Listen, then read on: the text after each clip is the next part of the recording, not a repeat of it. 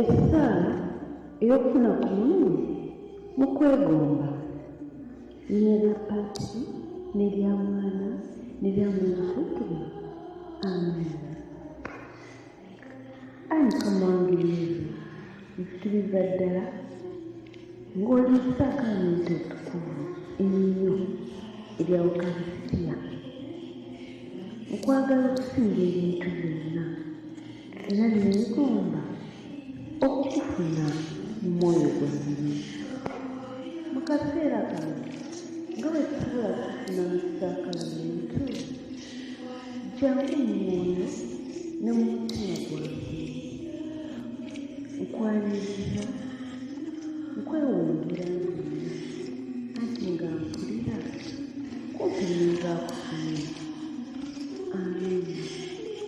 Linnya lya Paati n'erya Mwana n'erya Mwoyo Mutukuvu. Amen. Linnya lya Paati n'erya Mwana n'erya Mwoyo Mutukuvu. Amina.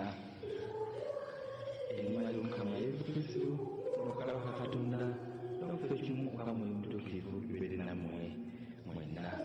Once again, this is Father Emma feeding you with today's spiritual food on this Wednesday. And may the blessing of Almighty God